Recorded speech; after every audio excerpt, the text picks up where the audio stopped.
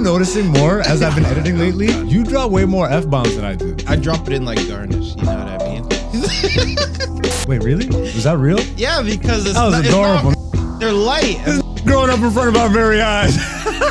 He brought up to Matrin Lawrence the whole notion of black celebrities having to wear a dress. And I just found Martin's response so bullshit. Oh, the joke is just like this. It's not that the accent is the funny part. His writing is so sharp, bro. Yeah. Hey, yo, guys.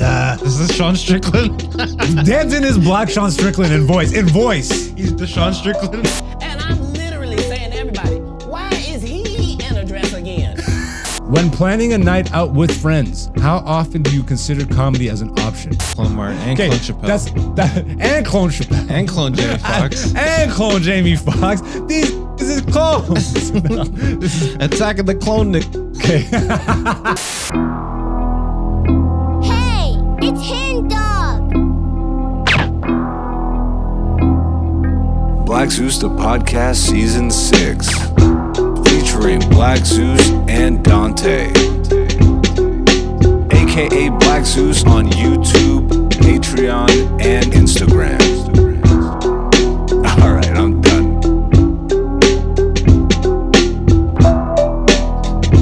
Hey, what's going on, beautiful people? Welcome back to another episode of Black Zeus the Podcast Season 6, Episode 3. Ladies and gentlemen, we are here to talk comedy, and I'm not really going to waste that much time getting into the things as I normally do, talking random nothingness by myself. I'm going to get Dante in here pretty quick. First of all, how are you guys doing? Hope you had a great week. Hope your next week is even better. Welcome back, beautiful people. If you haven't subscribed to the channel yet, then you looking kind of ugly, my nigga. What's going on over there? Hit the sub, leave a like, hit a comment or something. Help us fight Mr. Algorithm, because it's tough out here, and they really trying your boy right now. The Googles really be trying me right now. So we'll see what happens with the channel going forward. Before I bring Dante in, let me promote some comedy shows. Ladies and gentlemen, if you are in Toronto tonight, which is before this even releases, don't worry about it. But this Friday, January 31st, I will be at Ha Ha Ha's in the Junction, headlining at Rosario's 3030 Dundas Street West. I hope to see you guys there if you would like. The ticket link is in my bio. I'll also put it on the YouTube channel. Type in promo code Zeus for $5 off on the tickets there. Once again, that's this Friday at 8 p.m. in Toronto. Ha Ha Ha's in the Junction. I will be headlining at Rosario's. Bringing us into the month of February, the 7th and 8th, I will be headlining in St. Catharines. My long-awaited return to St. Catharines, Ontario. Brand new comedy club, Spotlight Comedy Club. I'm excited. I've seen nothing but great things. All the clips look great. All the comics have said good things.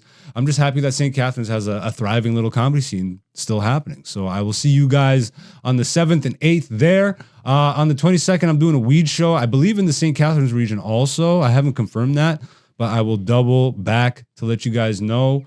Himansu, what did Himansu just book me for? Himansu booked me for a show. I wrote it down for my notes, but now I'm trying to tell you guys to come to a show, and I'm pretty sure it's Liberty Laughs, but I'm not 100%. I'm stalling for time. It's popping up. I had to turn my cell phone cellular data back on because I'm nuts. Why would I even have it off? Nigga, grow up. Okay, here we go. Headline. You want to headline my monthly show? I'm pretty sure it's Liberty Laughs. Let me just double check on this nigga's page. By nigga, I mean Indian. Yeah, the Liberty Laughs comedy show, which will be at Liberty Village Market and Cafe, 65 Jefferson Ave, Toronto. And that is February the 23rd. And then the 27th, I will be at All Out Comedy Bar West in Toronto. I have a lot more shows, but those are the main ones I'm plugging right now. And yeah, let's get right on into the show. This is the side piece to not just mine, but Dante's comedy career now, where we come in week to week and update you guys with what we've been up to. We talk about the latest in the world of comedy and maybe some other stuff going forward. We might start talking about more quote unquote mainstream stuff. Again, Google's is trying to fight me right now, so I'm gonna fight back by just talking mainstream shit, nigga.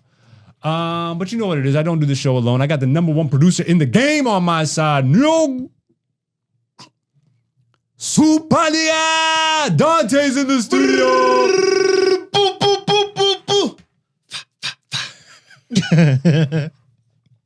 Was that Mexican OT? Yeah. Okay, good. Because I'm like, if this is a new meme, I do not know.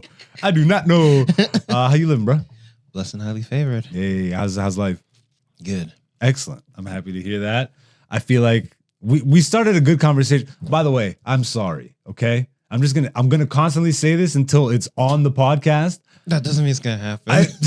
I'm gonna talk about it, but not do anything about it. Bruh, this script is kicking my ass, bro. You know how long it takes to add one sound? Okay, but I need the time to do that. Yeah. If I'm spending all my time writing a script with an OG, Just dedicate 5 minutes. and then on top of that, I had to get the clips out. But bruh, just dedicate 5 minutes to get one sound. 5 minutes throughout the whole of next week. you know what's stupid is I have a bunch of sounds. I just it's not that easy. It is. I have to put them into the the editing software, clip them out, export them, go into the freaking. It's not just a 5-minute thing for one sound. If I'm gonna do one sound, You said you had the sounds already. I have some sounds, Okay. but I have them loaded up. I don't have them downloaded or recorded or any. You know what I mean? Okay. The one I have, I still don't want to say it. Even Don't though, say it. I know. No spoilers. No spoilers on the soundboard, but we will get the soundboard up and running this season. I have my soundboard. No, shut up. That ain't no cricket sounds. I don't even know what you just hit. You should have headphones now that I realize. Yeah, I mean, my headphones are here. The number one producer in the game, ladies and gentlemen. I do have headphones. They're just so plugged They're in the living room. You're like me trying to promote a comedy Yeah, show. it's My phone's only- in the other room. It's only because you don't have headphones on, and I feel like it'd be weird if I have headphones on and you don't. Should we become a podcast where we're both wearing headphones? I don't think so. Nah, Right? that's not It's- I like pushing sound effects, and I don't know what. Don't they even are. know what's going on.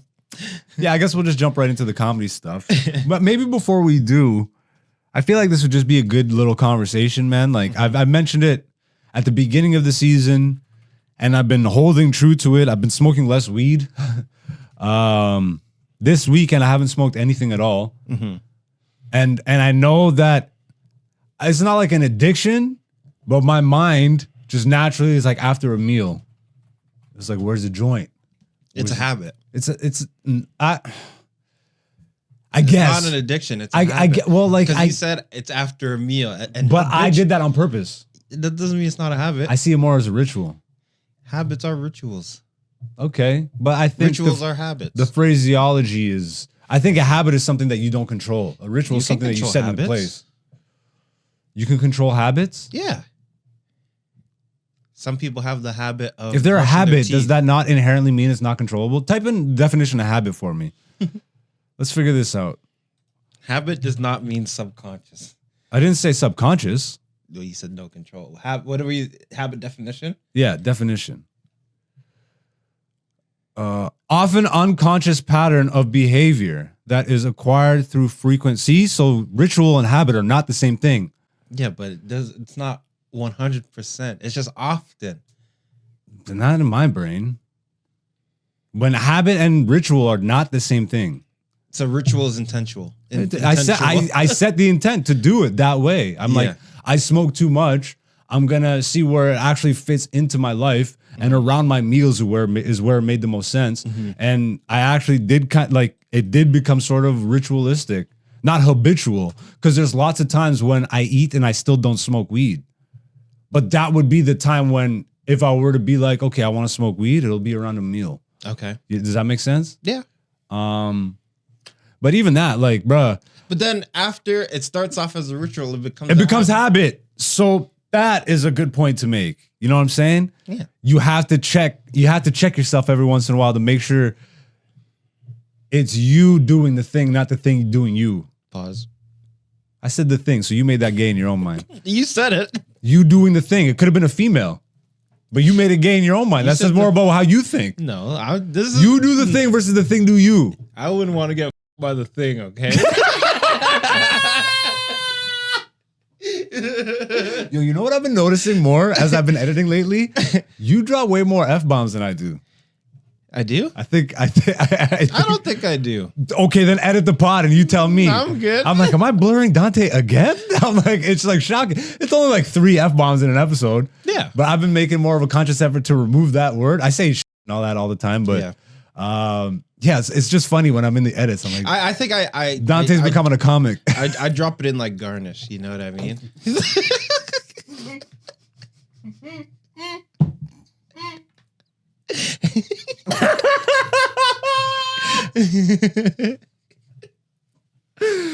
Oh, bro, hella pause spit take. Oh my god, that was crazy. That was hilarious. I drop it in like garnish. You dumbass. That was hilarious. I drop it in like garnish. So what this weekend of sobriety has not maybe taught me, because I've already. It's like it really is. You build a habit through ritual. Like it starts off as one thing and then it just becomes a daily thing. And then all of a sudden, it's like, okay, I am doing this maybe too much, or I'm doing this and not in control of it. I'm just doing it because now it's part of the motions. Yeah. And this weekend felt like that. I forgot just how existential everything becomes when I'm sober, which is funny because during our conversation before, when we were talking a little bit about this, you said you get the opposite effect when you're high. Yeah. Because I'm thinking way more when I'm high. Yeah, but does it feel like an existential crisis? Like I'm talking the feeling in my body. It's not overwhelming to where I can't deal with it. It gets worse. Yeah. If it's an edible, which is why I Of don't course. do edibles. Because then it's like, it's going to be like this forever. You know what I mean? Yeah. When it's not going to be. But I find that if I do like a decent amount, and I'm not even 50 plus milligrams, you know, for me, that's when it gets like. So when you edibles is feel like, I feel like if you were like, what, it's been like 2 years now since you smoked weed? 2 years in the summertime. And that was like an accidental, friggin' kickstart to sobriety. You went to the hospital and then you're like, I'm just not going to smoke weed out of it. Well, because I didn't smoke for the whole week. Exactly. So I feel like if you were to just to smoke a joint right now, not even a whole joint, you would freak out, I think. Yeah, probably. You would deep dive into your most craziest thoughts, I think. Well, no, because I like to, at least when I was high, I already questioned the universe a lot. Mm-hmm. And when I'm high, I just take it to that next level. You get what I'm saying? Definitely. So it just like boosts that up. Whereas, So I also agree with what you just said, but where the existential feeling comes in is for whatever reason, and maybe it's because I was just smoking like consistently, that it's just like the day-to-day thing. So when I'm the type of person that when I get too high and I start tripping over my own thoughts, I love that because it's the thoughts that I need to be thinking out coming to the forefront. yes. And that's where a lot of people don't like weed because it makes them, I'm thinking too. It's like, nah, brother, you should figure something out. Yeah. But I never feel like those feelings cause grief or like they're too heavy to deal with. I always feel in control of that. When I sober up, it's almost as if like, because I don't deal with the thoughts sober enough, that it feels more intense. Like the feeling is actually the beginning of like a existential crisis, but it never gets there because I'm at this point, I'm 35. Like I know what it is to smoke weed and come off of it and all that stuff. I know like I get antsy when I'm, so as you know, I've been yelling at you sober. I know. And we're like, yo, I like snowboarding. He's like, yo, snowboarding's shit. Snowboarding, nigga. Oh, yo, I just want to say something cool, dude. And I'm like skateboarding all that shit. Like, you like snowboarding. Like, it doesn't even make sense. I catch myself. Yeah. You know, and I feel like at least that becomes easier. But what makes me actually want to stay in sobriety longer is I want to get to the point again where like I don't have that existential feeling at all. Just the same way as when I'm high. Yeah. Like it just should all be baseline, my thoughts, and I am observing my thoughts, not my thoughts are observing me. And that's where, again, it almost feels like, you know, that anxiety feeling. It's like the beginning stages of that is what I feel. Yeah. But I'm just locked into that. So it never becomes anxiety or like depression or any of that. But it's like, I would assume, like, I don't really know. Yeah. But I would assume, like, when I was even newer in comedy, that, like, kind of feeling you get before you're going on stage, that's kind of like what you're feeling. It for me, I still get that when I'm about to do like a really big show, or something I haven't done before, like a show. I was talking about for like the butterflies, like the little butterflies, little stuff. tinglies. But yeah, that's me dealing with butterflies. I get it now. You're hilarious. Wait, really? Was that real? Yeah, because That was adorable, nigga. They're light. This nigga's growing up in front of our very eyes. because they're there, but it's like like fluttering feeling. Yeah. Now that was great to watch your brain just work. That was fun. And I'm the sober one. This is crazy. You just had a high. Well, you're sober too, I guess. Could you go back to the timer for me? But I guess we'll just jump into that's this week's sober moment with Black Zeus and Dante. We'll see if I get to that again. I apologize if it's too much energy. You can really tell the episodes where I'm like zoned out high and when I'm sober and I'm just I'm way too. It's too much. It's too much. That kind of makes me want to smoke weed to chill out. But then I'm like, to chill out, nigga, I'm happy. Like, what am I trying to tell myself here? To chill out. Yeah, just chill, dog. Like, yeah. Anyways, let's get into comedy recap this week. I finally started up the year for some comedy shows. It only took me 3 weeks. It's about time. It's about damn time. What's the video game? StarCraft. I'm a nerd. But yeah, I did some comedy shows. I headlined Comedy Bar East as part of Laughs Without Limits. I kept saying it was disability privileges, but that's the group of guys. That's the production team. Jared Nathan, Blair the Handy. Yeah, his last name's not Handy. Yeah, but his last name's not the Handy. I know, and his last name's not Handy. No, that's what when you say Blair Handy, it sounds like it's his name. Like Fair his enough. last name. Yeah, Blair the Handy, as in handicap. His words, not mine. The blind guy's not a part of that, no? I don't know. I mean, he's done a few shows with them. Okay. But I think it's mostly Jared and Blair. Okay. But I'm not too sure. So yeah, I headlined that on the Monday and I hosted The Corner on Sunday. The Corner, I like little Sunday shows, you know what I mean? There's like 20 people there. But what's funny, man, is like Sunday crowds are so chill. What I feel bad for is like, okay, the host should be acknowledging like the room and the situation and all that stuff. And they were a great audience. And they were laughing and all that stuff, but it wasn't like a lot of energy. You know what I mean? Yeah. And you had me hosting, energy guy. Patrick Hakeem closed it out, energy guy. Robert Orlando, Cy Kit. Yeah. I love watching Cy perform comedy, man. Yeah. It is like I started comedy with this dude, like super thick Chinese accent, right? And like all the joke is just like this, but it's not that the accent is the funny part. No, it's the writing. His writing is so sharp, bro. Yeah, I know. His writing is so sharp. This nigga tried to get me to film a testimonial for him. Please, Black Zeus, just say this on the camera for the other comedians, right? I saw him at Nubian. Mm-hmm. He ripped it. Of course he did. Cy's a murderer. With his writing is very underrated. Yeah. I came up with the dude, right? So the people that he was hanging out with back in the days, they're not really here anymore, but I feel like that reputation stuck with him. You know what I mean? I think. But it was so funny to see him. Dude, I was in tears. Like when he was on stage, I was laughing so hard. And the accent just enhances everything, bro. And he's not leaning into it. It's just him. But he obviously knows. Imagine he gets outside, he's like, so how was that? Hey there, Black Zeus. Here you go, Cy. Here's the footage you wanted. I'll make sure I clip this out and I send it to you. Because he really tried to film me. He tried to corner me in the freaking corner. Please just say this on the camera for the other comedians. I can get booked. I'm like, nigga, they do not care about my opinion. I promise you, bro. But yeah, like every comedian mentioned how low energy the audience was. And I'm just sitting in the back like, stop.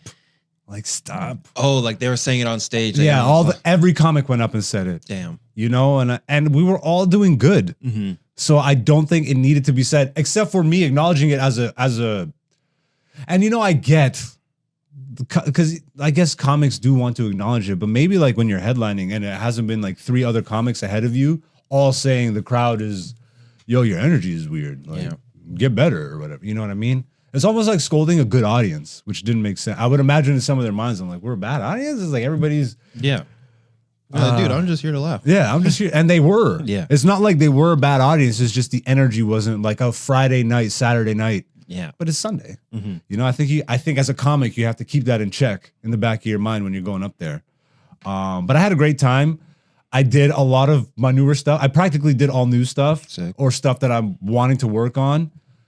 Going to the headline set, I tried to stay away from that stuff, but I just wasn't prepped enough to do it. I'm just going to be honest. I wasn't prepped enough to do a headline spot with just all new stuff. Even though my heart of hearts wanted to stay away from the album material, I had to give him some of it. And the set to me felt disjointed. You know what I mean? Yeah. Like, to me, I'm like, this isn't my best, but I can sense they're having a good time. I'm doing what I'm supposed to be, but I know, go back to basics, nigga. Mm-hmm. So like, I've just been like plotting out, okay, these are I now have all the new jokes plus the relationship material that I'm working on for the album. So it's just going to be a mishmash of all this stuff. And I like a lot of the new jokes already are kind of bangers. You know that Conspiracy Kids shows? Yes. I love that joke so much, and I'm so excited to see where it ends up, because I only really it bangs for me already, but I really only have just a little bit. You know, like it'll only, I could push it to maybe 2 minutes. That's how I feel about Garbage Bags as well. Yo, I feel like you could stretch that one out though. That's what I'm saying. Yeah, like there's that so much more that I can could be add like to a it. 5 to 7 to 10 minute thing on its own, but like over time. Yeah. That's why I love jokes, man. I just love the evolution of jokes. You can put something on the shelf. You can even say this joke is done. But that doesn't mean it's like, The joke will tell you when it's done. And even then, it won't. it won't. It's never really done, because it can always evolve. Yes. It can always become something different. But then at a certain point, you also have an obligation, I think, to be doing new stuff, to be challenging For yourself. sure. So it's like, that's where I think it's not that this is perfect or the best it could possibly ever be. And maybe later I might think of a new riff or something, but let's shelve this. Let's keep this in the back burner, or know that this is a strong bit that I can just pull out. You know what I mean? But yeah, I'm excited because tonight I'll be doing a set at the corner. And then I have just a bunch of sets coming up before, I think my next headline is Friday, Rosario's. So I'll get tonight, and then I'll try, if I can't get a writing session in, then I'll have to do an open mic this week. But I guess that'll do it for my comedy recap. How was your week? My week was pretty good. What did you get up to comedy-wise? I did Canvas, then on Wednesday, Okay. Merc on Thursday, and then CFTA afterwards. So that was a 2-show night. Bless. And then I also hit up Comedy Lab on Friday. Oh, okay. Yeah. Are they running upstairs now too? I heard some murmurs going around that they Well, got, Danton just promoted a thing. He's like, the show Friday. I'll try to do. Hey, yo, guys. This is Sean Strickland. Danton is Black Sean Strickland in voice. He's Deshaun Strickland. Deshaun Strickland. He's like, hey, yo, guys. No, his voice does sound like that. Come on to the Comedy Lab. Like, not that's too much Strickland, but like it's in that range. It's in that rasp. But I just saw him promote. He's got one of the Wild 'N Out guys coming to the club on Really? Friday. Yeah. Who? But was it? Or maybe it was last Friday. It was a white dude from Wild 'N Out. Yeah, okay, I heard. Because I was there on Friday. Oh, bless. So I got there, and then people were saying, like, oh, man, it's packed today because some American guy's here. Yeah. But I had got there at like 10:30, 10:40. Ah, okay. So I didn't see the show. Did the audience trickle over to the mic? A couple, but then they ended up leaving. You know Fair how enough. it be. Yeah. Yeah, like I think that's a better strategy than them opening up a second club. Yeah, it's already working. Yeah. But I was saying, improve it. And you have that location that people know they go to. Exactly. I don't know how the bars do. Every time I go in there, the upstairs looks like. Well, when There's I people. went, it was like packed. Like there's so many comics there. Like, So they might as well just convert the upstairs into a mic space. I'm like, yeah, like this looks like you could just put a stage there. Mm. But so the rumors, because I get there and I chill in the corner and then I just scope out. Yeah. I'm listening to everything that people are saying and stuff like that. And then I heard someone saying like, yeah, like I heard they just got permission to start doing shows in the upstairs. Da, da, da, da. And like that area could maybe sit like 50 people. Yeah, it's a nice little area. Yeah. The only thing I worry about is audio overlap. Because the stage, or at least if they put the stage in that back corner on the upstairs, that would be right above the stage downstairs. And if you have a loudspeaker system what I thought would have been closer to the window. to the window, that's what I would hope. Yeah. But then do you want the windows as your backdrop is the thing. Close them. Okay, curtains are easy to get.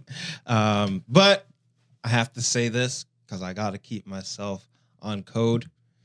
Was not professional. You weren't? No. Interesting. I went over my time. By how much, do you know? No. It was like 30 seconds. It was an open mic, yeah? Yeah. But even then, Did you see the light? I did. And you still went over? Well, because I was just getting into my bit. So I had to finish it up. Fair enough. Yeah, but I mean, that to me, if you're already starting the bit, Yeah. then yeah, end the bit. I don't think that would take you 5 minutes on top of you know what I mean? No, but it would take an extra 30 to a minute. I'm just saying for my own standard, I went over the time. That's fair. And I don't want to I respect that. do that. Like, even though like it was like a decent set, Yeah. I was like, I went over. You were all sad about it. Yeah. How was the set? Like overall, you say decent. Yeah. Did you figure anything new out or? Yeah. So I added some more tags to some other jokes that I've been working on. Okay. Some act outs I added. Okay. But there was one point where I was doing this act out and then I accidentally stepped on the cable. So like it tripped me up a little bit.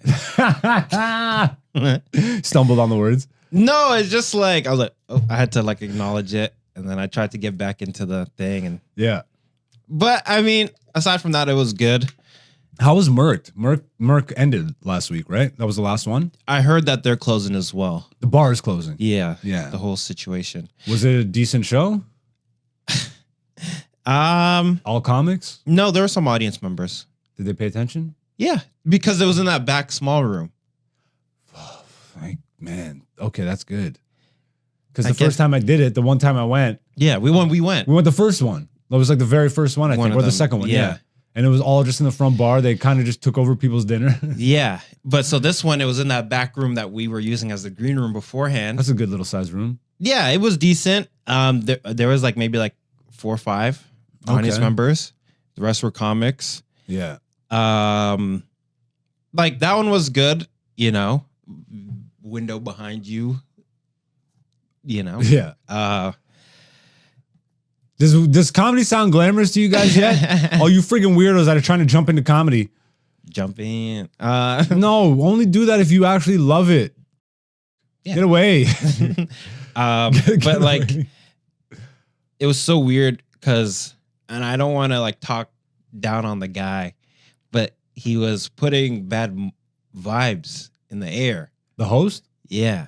How so? Because when I tell you it's in the back room, you're like, oh, that's sick. Yeah. The guy's like, man, I can't believe they put us back here. Da, da, da, da, da, like this. And he's just going off in front of everybody. Oh, really? Yeah. And like, that's not professional. There's no etiquette. Yeah. Yeah. I don't. But that, So I luckily I was first. that's the arts. I was first, and then for some reason he was playing like intro music or whatever. Yeah. First word I was like, nigga, just on the. The thing is, like, especially at the beginning stages, man. I mean, not even at all stages, you're entitled to nothing. Yeah. Like, sure, you can get big and stuff, but at the same, I would imagine even the biggest guys don't feel like they're owed anything. You might feel like you've earned something, but like the world doesn't owe you shit. No. So especially for a newer comic to just be like, man, they like, I don't know, I'd maybe be grateful that you have a room. I know. So I'm just there, like I'm just trying to be chill and like he's. But I do get it. Maybe if the whole day, like I can't pretend like I know the whole circumstance. Yeah. Where if they told him maybe that it was going to be in the front room the whole day, and then they just show up and they're like Maybe. stuff in the back. Maybe, but it's not a bad room because it's like secluded. Yeah. They could have dimmed the lights a little bit more. I feel like, but it was solid. How was CFTA? So a lot of the people that were at Merck went to CFTA. Okay. Like some of them had signed up for Merck and then they're like, bump this. And then they went over to Really? Yeah. There was like 2 audience members at CFTA and one of them like stuck it out almost all the way to the end. Okay. Then she left. Yo, I just forgot. I'm like, maybe I could show up to Emerson on Tuesday. Because we got Emerson Pub. Like, did you know that? Every Tuesday? I think it's every or every other. On Hess? No, it's by McMaster. I think It's right up the street from McMaster. That show's been running for over a decade. Okay. I just forgot all about it. I think Mike Mitchell runs that room. Or at least he did the last I knew. That's booked, but that's something you can get booked on easily. Yep. So maybe I'll try and stop in there Tuesday and just do some quick time. Like right now, I'm putting the focus on like I'm almost like when I say back to fundamentals, I'm going back to how I originally thought about comedy when I first got in. I was like thinking about transitions, moving, like looking at my set like Lego. Mm-hmm. Like being able to just pick up a piece and move it wherever and it still fits and it clicks in. It's like, that's how I want to go back to it. I kind of want to get back to writing out set lists as opposed to going up with a bag of tricks. Because I do kind of miss that structure a little bit. Okay. If that makes sense. Yeah. Like, or at least I want to have that structure in the back of my mind. That's a better failsafe to me than, even though at this point I do trust, but see, there's so many, there's so many things. I've come so far, but it's like at the same time, I think it is necessary at this point to kind of strip all that away and just go back to the fundamentals. Mm-hmm. It's like, okay, I know I can go up there with a bag of tricks and all that stuff, but just right now, something is telling me just stick to some structure. Yeah. Find a through line again. Mm-hmm. Especially if I'm working on an album, I'm gonna have to do that. Yeah. And that won't come with me just throwing jokes out there. I have to be deliberate about, okay, I'm only gonna tell these jokes tonight and do it in this order to see how that works. Yeah. And then flip it and then rearrange it, scatter it, and then what I mean? I got to go back to like being a scientist about it. Yes. I think that's gonna cover comedy recaps. Yeah. Yeah. You got anything else you want to add to your week of comedy? All right. There was something in the world of comedy I do want to touch on for a brief moment. Unfortunately, it has to do with mainstream stuff. You know how I feel about that. We're talking about freaking Breakfast Club. Womp womp. But Matrin Lawrence, comedy legend, was recently on Breakfast Club, and a very interesting question was asked to him by one of the weirdest people in show business, Charlemagne, the not god, Charlemagne the coon, Charlemagne the house nigga. Yeah, do you guys wonder how I feel about Charlemagne? So he brought up to Matrin Lawrence the whole notion of black celebrities having to wear a dress. And I just found Martin's response so bullshit. And with all love and respect to the OG, this might be of my childhood, at the time of my childhood, my favorite comedian. I watched Martin every week. I watched Def Comedy Jam. I watched all his movies. I loved Big Mama's House before I really understood the black man in a dress concept thing. You know what I mean? Like as a kid, they were great. I'm not going to go back and change my memories. Yeah. But growing up and then becoming a comedian myself, and then like not even before that, like becoming a conspiracy nut in high school, and then also already being super into comedy. So then going down that rabbit hole, Dave Chappelle on Inside the Actor Studio talking about Martin. We'll get into it. Maybe we'll play the clip first, and then we'll get our response. So this is Charlemagne asking Matrin Lawrence about what he thinks about the conspiracies and rumors and stuff of black men wearing dresses in Hollywood. Pause it for a second. You know, I also Lower that, please, for the studio monitor.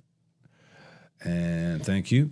wanted to, but when growing up, you know, watching you play Shanae, watching you in Big Mama's house, Baron. I never thought anything of it. I just thought I never thought anything of it, you lying ass. Oh, you know, that's you got to sell your soul in Hollywood, and that's humiliation rituals and the Illuminati. Yeah. What do you think of that?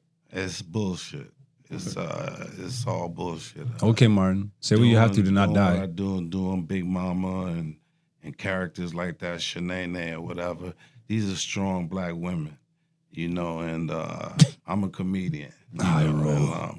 I'm not above playing a character, putting on a dress or whatever, because I'm in tune with my manhood, you know. So I know who I am. So I don't worry about all that. Is that a All mixed right, art? stop it We've there. seen it with you. We seen Ew, it with DJ Now Envy, it's like- Envy, booty butt cheeks, Envy.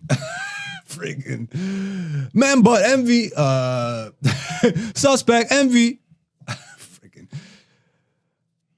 I'm just saying DJ Envy gay as hell, no. That's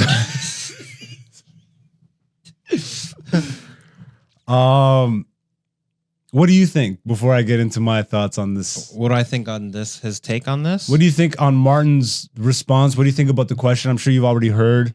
Did you have your own thoughts and feelings or opinions about men in dress in Hollywood and all that stuff? Not in Hollywood, but Black men specifically? I had a similar experience growing up where like I wasn't in a dress, but somebody I know was. But this was like school plays. They got your nigga in school. It wasn't me. You're like, my nigga's in the Illuminati. No, but the thing is, like, I High didn't- school? Elementary school? elementary school. That's hilarious. You thought about it then? No, I experienced it then, Oh, okay. and I didn't think much of it.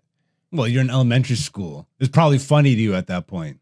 It was funny because I know this nigga. Yeah. You're like, yeah, you wearing a dress, nigga. In terms of like now, I don't know. I can't say I know for sure that it's a humiliation ritual, only because like I think there is a level of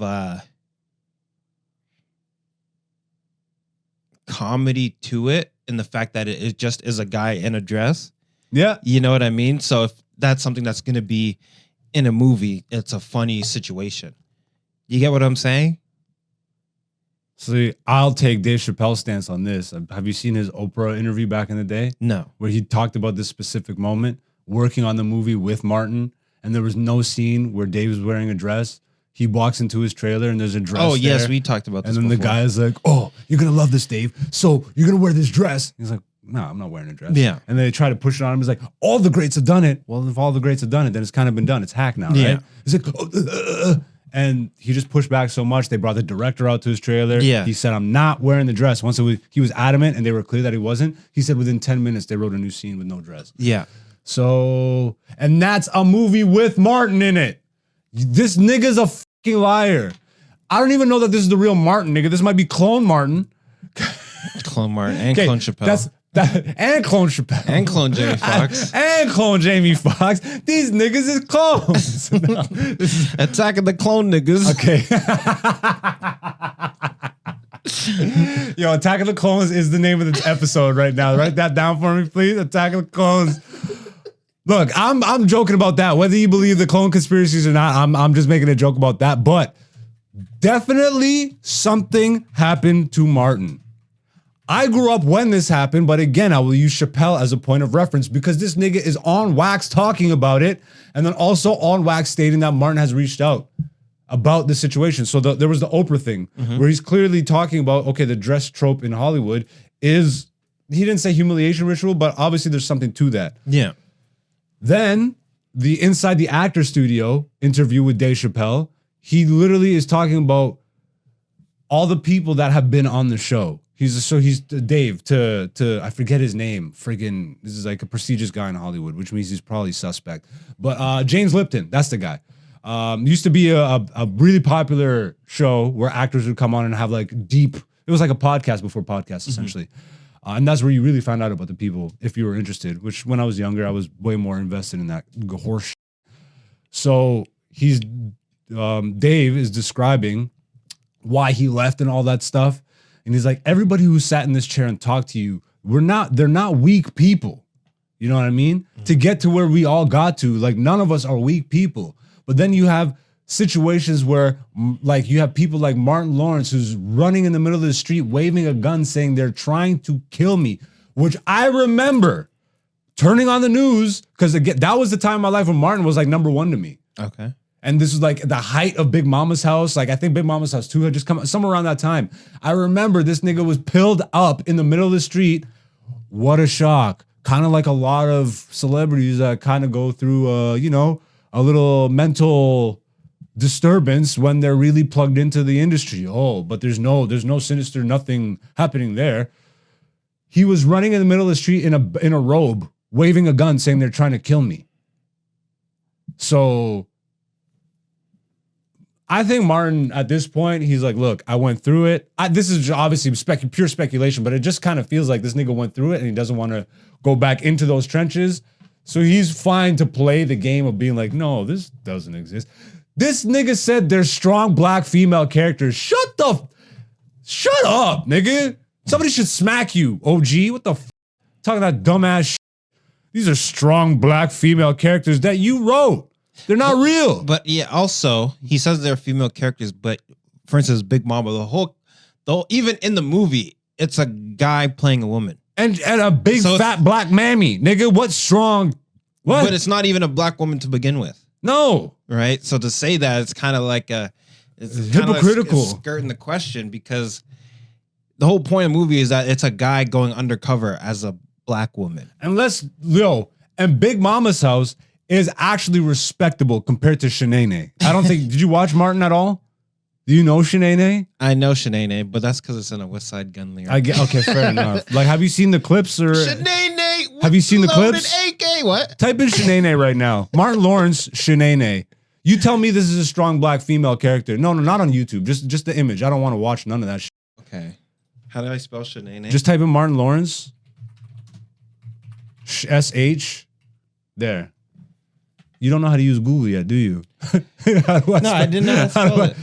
Strong black female character here, for sure. Fucking weirdo. Shut up, nigga. You make me sick. Like, see, that stuff to me actually exposes the fact that, yes, there's a bunch of sinister, weird, goofy shit happening in the business. And you can't front and act like it's not, because at this point, Diddy's been exposed. And what I'm really waiting for is the white people that built these niggas. Not just white people, okay? Because I alienated a lot of white listeners right there. But who runs this shit? Who's paying the checks? I'm not gonna say what race of people. They're freaking Yeezy. Look at that strong black female character. What, nigga, in what world? That's Jamie though. Well, she does have laser eyes, right? Stop that. It's just stop. Just stop. Can we get that? Get it. Michael Jordan mute. Stop it. Stop it. Yeah, that'll be a good one to get. But like, am I crazy? No. Did that seem sincere? Even though you don't get maybe you don't know the history the way I do with Martin and all that stuff. No, but like I said, it doesn't seem like a real answer, only because he says they're strong black women. And then to put it on, I'm in tune with my masculinity. The only phrase where I give him, I'm like, you know what I agree with, is that I'm a comedian. I'm not above putting on a dress, which I've even thought of. Mm-hmm. I'm like, yeah, I'm a comedian. And if there's a funny scenario, but there's so much history and subcontext and like layered context and just so much outside of the immediate, this is funny to me, let me put on a dress and be in a sketch. Yeah. That how do you not think of all that other stuff at this point? And with so much of it being wrapped up into this weird, shiesty side of Hollywood, it's just like, damn, OG. That disappointed me to hear him after Dave has already been on wax multiple times talking about this specific scenario. After maybe it's just that so many people have called his movies out specifically. Because before House nigga Tyler Perry started doing shit, friggin' ugh. Before he started making generic black content for the culture. Yeah, but okay, here's the difference. Also, here's the difference because You're not about to defend Tyler Perry. no. Okay. But in the Medea movies, Mhm. Medea's an actual black woman. You get what I'm saying? Wait, no, because in Big Mama's house, Big Mama was an actual woman. She just went on vacation. No, because it's a movie. The character Martin Lawrence is playing he's disguised as a dude, dressed as another dude. As another lady. Yeah. Whereas Tyler Perry is just Is a playing dude. a woman. But it's still a dude in a dress. I know, but I don't know how else to articulate it. Whereas I know what you're saying is in the movie, yes. the setup is that, yeah, Big Mama was a character, but she leaves and now Martin jumps into her skin essentially. Because she is a character in the movie. Did you know that? Have you ever seen the movie? Yeah, but she was a real character. Then Yeah. Big Mama was real. Oh, And then she went away. That's how he was able to. That's how he got in. Yeah, that's how he got in. I didn't even know Yeah, that. so Okay. she is a forgot that. character in the Okay. movie. Was she in the first one or? Yes. Oh, I don't even remember that. Yeah, yeah. The whole I reason was super the whole young. reason Martin got is because she comes back at the end. I don't remember that. And then the face is like peeling off, and then Big Mama's standing there, and then Martin's standing there, and then Terrence Howard is standing there thinking about do physics. Not remember this part of the movie. It was a big movie when I was growing up. It was a big movie. Big movie's crazy. But like I don't know, But man. so wait, who was playing the real Big Mama? Go to IMDb real quick. Let's figure this out. I don't know her name. Big Mama Was sells. it Oprah? Whoo! No, this woman looked decent. You shouldn't say that about a strong black lady. Big Oprah can Mama. suck these nuts. Like follow, yeah, just Big Mama's house. Just go from the second one. It's not there. It's you spelled Mama's wrong. Did I? I think it's Mommas. I thought it was Big There it is. Mama. The year 2000. Yeah. God damn. Just scroll down to look at the poster sheet. Just enlarge that for me Wait, for a is second. that Terrence Howard? Yeah, Terrence. Have you not seen this movie? I think this is a different one. Terrence Howard is the bad guy. No, I don't think I saw this one then. Yeah, he was the one that was telling everybody in the movie it's flat Earth. Yeah, no, I don't remember. Look at this you. one. You just let that No. slide. You're No, obviously that's not what the movie's about. Okay, who plays the actual Big Mama? Anthony Anderson. Anthony Anderson. Okay, who Is this Big Mama? Miss Patterson? Other Miss Patterson? Bro, who's the actual? There it is. Ella, Hattie Mae. Hattie Mae Pierce is Big Mama. That's the character. No picture. No picture. R.I.P. She looks like she died last year. No picture because she doesn't want to be okay. associated with that shit no more. So maybe because this came out when I was very young, so I didn't see this one. You saw two. I saw two, which I thought was one. That this makes whole sense time. because I don't think she was in the second one. That's what I'm saying. The second one, bruh, I actually remember this now because I think, was it Eddie Griffin? Nah. Who was the Is it comedian? M.A. or M.O.? Wait. One of the black comedians, prolific. He said they approached him. Damn, who is this? He said they approached him for it was Cat. Cat Williams. It was Cat. They said they wanted him in Big Mama's house too, and he said it himself. Pull that up. This Yeah, this is the one that I thought was Yeah. the first one. ew, and then her in the bathing suit, him in the bathing suit as her. You can close this out. But I'm in tune with my man. Can you stop opening tabs, you psychopath? What do you want? Close the fucking tab. You're killing me, Petey. Can you just go back to YouTube? Okay, go to YouTube on the tab that I opened. This is my favorite friendship. Yes, the one you already had. Opening up a new tab. because I opened You're it. crazy, No, I dog. opened it. You're like, no, just Google search. You're crazy. This is the worst part of the podcast right here. This guy's got Cat Pentagon Williams. highlights. Cat Williams, Big Mama's House 2, or Martin Lawrence. He's talking about it. Oh, this was on the Shine and Sharp thing. I think so. And he was talking about them having a meeting. Yeah. And they're like, we're gonna, bam, click that. It's only 2 minutes. Perfect. Martin tried to put me in my first dress. When he had to go on his high. Pause that for a second. How did he just word that? Martin tried to put me in my first dress. Excuse me, Martin. Do you think that there's anything behind? Again, I actually don't think it would be Martin trying to put him in the dress. You know what I mean? Well, But- if you're saying that he's like a boule type guy, he's the one that comes in with the proposition. Exactly. He's the nigga that gets other niggas. Yeah. He's like, go and get us some. Go and get us some fresh black blood. But yeah, continue. When I come back, I need you. You my young partner. You my brother in comedy. When I come back, just promise me that my next movie, it'll be me and you. We gonna do it together. We gonna do some buddy cop shit. Bam. I said, Martin, you got my Which sounds like word. Blue Streak, My which nigga, was what Dave go was do in. what you gotta do when It you was a come buddy back. cop I'm movie. in your movie. Don't trip. I don't need to see the script or nothing. You know, we get in that office and this fool pull out Big Mama's House too. Boom. I almost died. I gotta read this script from all these These good white people. where this nigga want me to get in a dress with Boom. him. And I'm literally saying to everybody, why is he in a dress again? You already played the old lady as an FBI agent. We can play anything now. Pause we it. be playing a dog cat. Bruh. I remember hearing this and my heart almost exploded like the first time because I'm like, see, how are we doing this again? This Yeah. nigga's in the dress again. We could be playing anything literally. We've already established the scenarios, Martin getting into costume. Yes. So why is the costume again another fat black bitch? I almost died. That's got to be on the soundboard too. I almost died. Anyways, that's this week's Black People in Dresses segment. I think we're gonna wrap up this episode with the poll results and get on out of here. Yeah. It's a nice hour-long episode. We will come back with another episode next week with Dante, where we will talk UFC preview and all that good stuff. Anyways, ladies and gentlemen, if you are new to the channel, welcome. If you're returning back, welcome back, beautiful people. You too can be beautiful people. All you gotta do is hit the subscribe button. And then up to you with it. Salutes, Brian Holtzman. But every Tuesday on my Instagram story feed and on the community tab on YouTube, we post an interactive poll question, mainly related to comedy. And we leave it up for you guys to vote on, and we discuss the results here week to week. And this week's poll question is, when planning a night out with friends, how often do you consider comedy as an option? The options were all the time, sometimes, and never.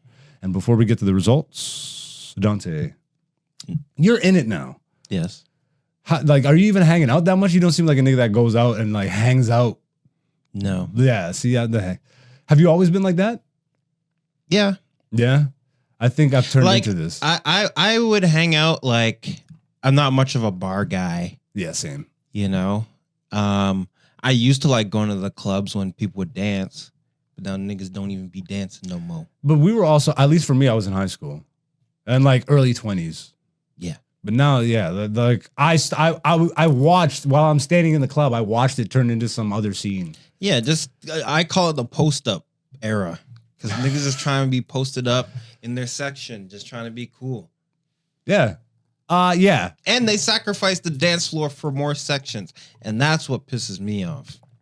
Were you actually a dancer? Like you get on the dance floor and start Yeah, I cutting was it up? battling in the screens.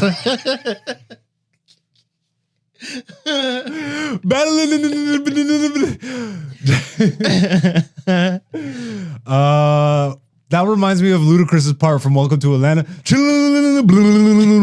know the part I'm talking about? Nope. I don't. I wouldn't even know how to cut into that in the song, but it's a real part. Okay.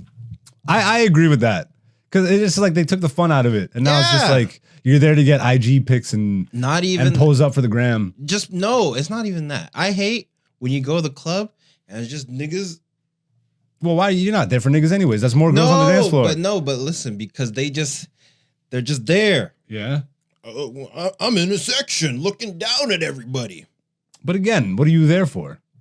I'm there To dance. to dance. The dance floor is still there. The women are still on the dance floor. No, they're not, because they chop up the dance floor and put niggas just to stand there. If anything, that actually means, I don't know, I haven't been to a club to dance in a minute. Probably since I lived in Toronto. Like, I can't even tell you the last time I said yes to go out and hang out in a bar. Yeah, It's just not my steez, man. never done that. And once I got into comedy, and I'm doing that all the time, it's even harder. Like, my homies hit me up every once in a while. I would love to say yes to some of the stuff because they are smarter about what they ask me to go do. Yeah, but most of the time now I'm performing. Yeah. They're like, yo, come to this DJ battle. One of our homies is in a DJ battle. I'm like, that sounds sick. I would go to that. I would love to have gone to that. And I was performing. So I'm like, again. So the times I do actually want to go out, I'm like locked into this career. So to answer the poll question, I'm at never. I don't. You know what though? I still do invite homies out to comedy shows. To shows that you're on. Yeah, But that's not but that's me planning a and night out. I guess that's it's not a really night out planning with your friends. It would be now. Yeah, but you're I tell working. I tell my homie just hop in the car, come with me for the night. Yeah, And but we'll go. you're working. We'll just go ride around. It would have to be a night when you're off, and then I'm okay. off, Then in that sense, never. Yeah, Like, because yeah. hey, come to my work with me. At this point, I'm Bring just your so homie to locked work, in. mate. Bro, I'm 14 years into a career where nobody knows me. Like at this point, if I don't double, triple down in the time and effort into figuring my stuff out, that's why I'm even like in the back of my mind, I know Google's really trying me with this ish. But it's like, oh man, it just irks me, man. It just irks me. The way they make you verify accounts on Google versus like Meta doesn't force me to give them my government ID to Not prove to yet. who I am. No, to verify an account on Meta, you do. You have to provide ID. They do not force me to verify to promote my account. Because they're smart enough to realize, let me still take this nigga's money even if he doesn't want to give us his ID. So okay, question. Yes. So you're verified on Facebook. No, I didn't give him my ID. Okay. I'm not giving none of Okay, these. so you don't have to be verified. That's to what I'm promote. saying. To Whereas promote on Google, you do. On Google, I didn't have to be, and then all of a sudden, I started putting effort into the page, and they're like, "We want it all. Yeah. Give us your social insurance number too, nigga." What even is the internet anymore? You know what I mean? Dead. It's completely dead. It used to really feel like a fun place, and now it's just like, give us your ID, please. Like, fuck you. So I guess, when planning a night out with friends, how often do you consider comedy as an option? Both of us would say never, mainly because We don't go. With we're friends. recluse now, and we're actually trying to be successful and like go to clubs. Nigga, what? Pop When I bottles, want to nigga, hang out with what? friends, I'm like, yo, hop up Fortnite. That's hilarious. No, that's not hanging out though. Yes, it is. No, that's gaming. Yeah, you're hanging out with your If you're boys. not- You're gaming with your See, so guys. you're of this new era. New era. That's been the era since like PS3 days. Yeah, but that's different generations of human beings. You know what I mean? I'm not that generation. I still prefer to talk to people, look at people, go out into nature. Same, but some of my guys, they don't even. Dog. Most of my friends, they live in Toronto or the States. They moved. Fair enough. So to stay in touch with them, I guess. We gotta hang out somewhere. And to be fair, you're probably the person I see the most now. Yeah. Yeah. We don't even hang out. I would say we do, Yeah, on but it weekdays. is mostly comedy work stuff. Yeah, We used to hang out too much. I know.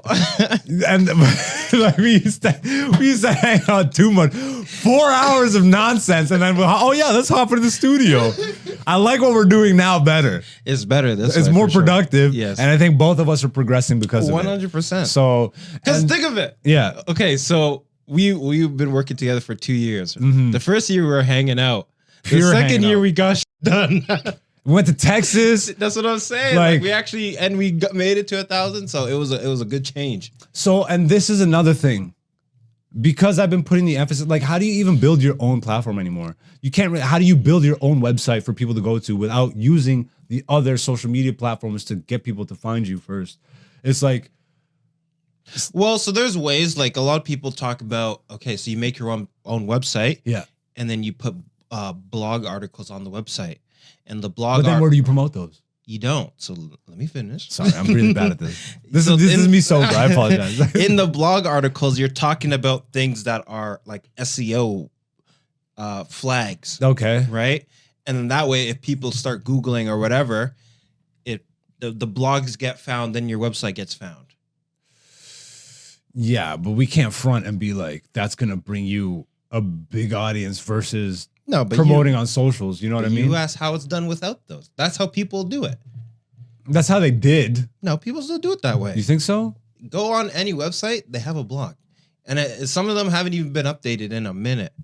but it's just there because when people search like, oh, I'm looking, for instance, like for like podcast production services. Yeah. Right. You Google it, and then chances are they have a blog 10 mics that you need if you want to start a podcast. Because people Google what mic do I need for a podcast. So my thing is ultimately is I don't want to be one of these people that gives in to this BS. But let's get back and finish this poll question, which once again, ladies and gentlemen, is comedy related. Everything we just talked about. When planning a night out with friends, how often do you consider comedy as an option? And the options were all the time, sometimes, and never. And the results are 50% said all the time, 31% said sometimes, and 19% said never. Again, I got mostly people that are into comedy following me and stuff, so that makes sense. But even 19% saying never, I still think the majority of people don't look at comedy as like a night out thing. And I was just having a conversation about this with one of the guys at CFTA, because in America, they do see it as a thing that you could just go out and do. Of course. Here, like I was telling him how we were trying to promote the show we did at Bambino's, and people are like, there's comedy in Hamilton? Yeah. Like they don't even know. Yeah, and there's a club in town. There's a club. Weekly running shows. Yes. And CFTA had opened by that point. But yeah, and it's, I think, partly a way Canada treats comedians. It's like 100%. It's like second class, not even second, bro. It's like 8th class citizens. Yeah. Not even citizens. When we produce, They treat us like international students. we produce the most elite comedians, but the problem is that once they pop, nobody thinks of them as this guy's from like they know they're Canadian. Like everybody knows Jim Carrey's Canadian. Yes. But I don't think people are sitting there and being like, that Canadian comedian. He's just comedian.